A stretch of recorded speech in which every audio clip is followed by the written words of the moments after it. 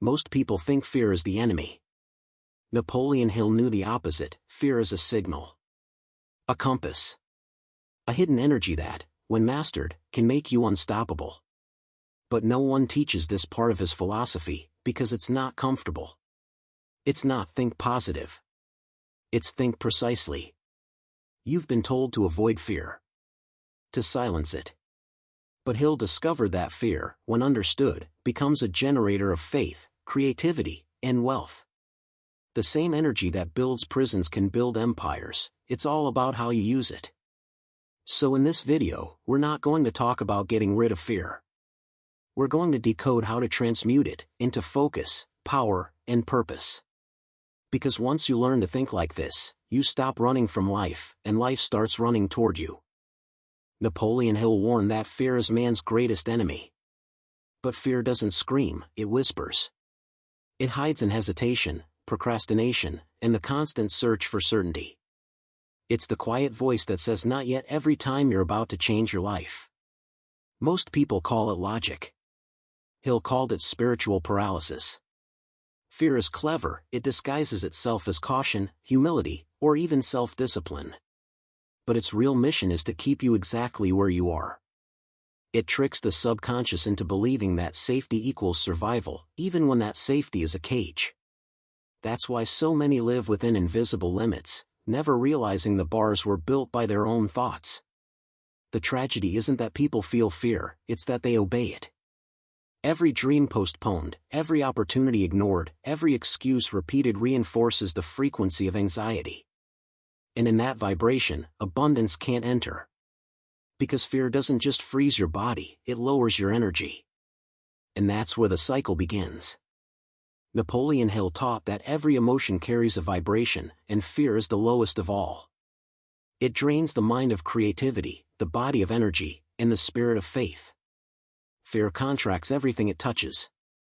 It closes the heart, narrows vision, and blocks intuition, the very channels through which abundance flows. When you vibrate in fear, life mirrors that energy back. Opportunities seem distant, people become unpredictable, and money feels scarce. Not because the world changed, but because you did. Fear filters your perception, it bends reality to fit the story of limitation. Hill said, faith and fear make poor roommates. They cannot coexist in the same mind. The subconscious mind doesn't judge, it simply obeys the dominant vibration. Feed it fear, and it will create more of what scares you. Feed it faith, and it will rearrange the universe in your favor. Fear doesn't need to be fought, it needs to be replaced. The only way to rise above the frequency of fear is to tune yourself to its opposite, belief. Napoleon Hill observed that fear thrives wherever certainty is worshipped. The human mind craves control, it wants to know how and when everything will happen. But life was never designed to be predictable.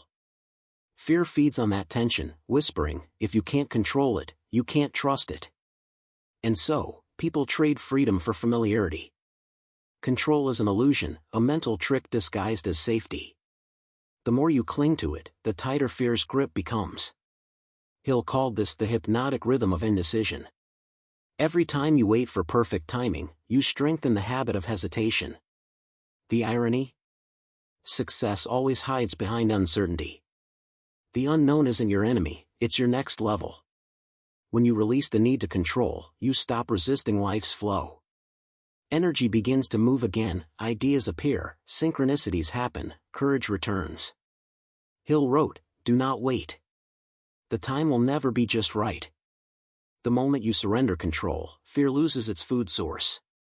And in that freedom, faith finally has room to breathe. Napoleon Hill warned that whatever the mind fears, it attracts. He wasn't being poetic, he was being precise. The subconscious mind can't tell the difference between a fear and a command. Every time you imagine what could go wrong, you're feeding the subconscious a detailed blueprint for failure. And because it always obeys, it begins to manifest that image in your life. Fear rehearses disaster in advance. The more vividly you imagine loss, rejection, or shame, the more your body and mind believe it's already happening. This is why anxious people experience physical fatigue, they're living battles that exist only in thought. Hill understood this when he wrote, thoughts mixed with emotion become magnetic. Fear is simply emotion magnetized in the wrong direction. You can't delete fear, but you can redirect it. Transform worry into vision, panic into preparation, doubt into drive.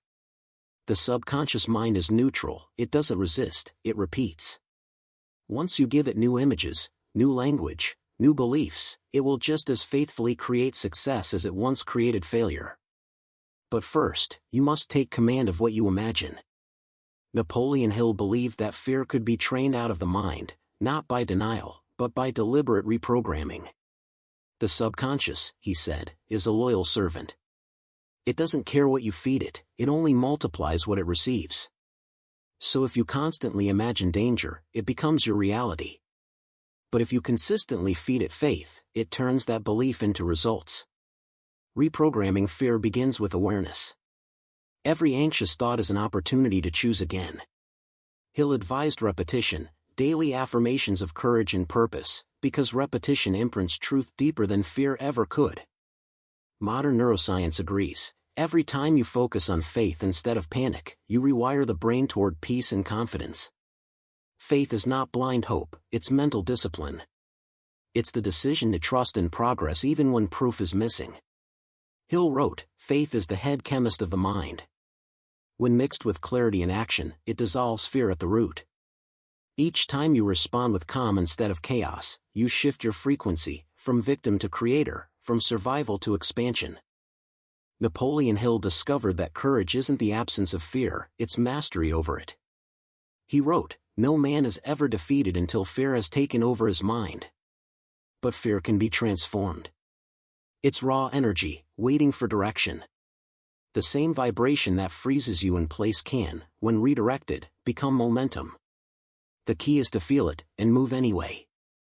Every successful person you admire still feels fear. The difference is that they interpret it differently. To them, fear isn't a stop sign, it's a signal that they're growing. He'll believe that the moment you act in spite of fear, you change its frequency. It stops being destructive and becomes creative. You burn fear as fuel for faith. Courage is simply energy with purpose. It expands instead of contracts. The heartbeat quickens, adrenaline rises, but instead of retreating, you use that surge to leap forward. Hill said, "Action is the antidote to fear." And he was right. Because fear can't survive movement. Every bold step breaks its pattern, proving that what once terrified you was only a test of vibration. Napoleon Hill called it emotional transmutation, the art of converting raw emotion into creative energy. Every feeling, even anxiety, carries power. The problem is that most people waste it. They drown in emotion instead of directing it. Hill saw emotion as the gasoline of achievement, dangerous if spilled, unstoppable when focused. Anxiety, when understood, is simply unused energy. It's your mind warning you that you have more potential than motion. Hill believed that you can redirect this restlessness toward creation, writing, business, invention, art. It's not about suppressing the emotion, it's about channeling it. What you resist, persists. What you express, transforms. The masters of life feel deeply, they just refuse to stay stuck there.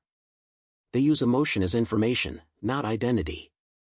Every surge of tension becomes a spark for transformation. Hill said, "The same energy that builds fear can build fortune." Once you understand that your emotions are your richest fuel, you stop fighting them, and start using them. Napoleon Hill taught that fear is the only real poverty, the invisible chain that keeps people small. The fearless mindset isn't about recklessness, it's about liberation. It's knowing that the mind that created fear can also create freedom. The moment you stop identifying with your limits, you stop living inside them. Fear becomes a choice, not a destiny. A fearless mind sees life as a field of opportunity, not danger. Challenges become invitations, and failure becomes feedback. Hill said, "Every adversity carries with it the seed of an equal or greater benefit." When you truly believe that, nothing can defeat you for long. Because you no longer fight reality, you partner with it. That's mental alchemy. To live beyond limitation is to act as if success were already certain, because in thought, it is. Every time you think boldly, you vibrate differently. You attract differently. Hill's message was never about money alone, it was about mastery of mind. Fearless living is simply this, understanding that reality bends to the one who dares to believe. Fear is not your enemy. It's your untrained power, waiting for direction. Napoleon Hill spent his life proving that the greatest victories come to those who face their invisible battles first. The war was never against the world, it was always inside your own mind. So ask yourself, how many opportunities have you buried under fear disguised as logic? How many dreams did you postpone because you waited to feel ready? Hill would tell you, you'll never feel ready. You become ready when you move. When you act. When you choose faith over paralysis. If this message awakens something inside you, don't let it fade. Feed it. Train it. Apply it. Because a fearless mind doesn't wait for permission, it creates the conditions for success. Backhand index pointing right. Subscribe to the channel, activate the notifications, and keep learning how to master your mind, before it masters you.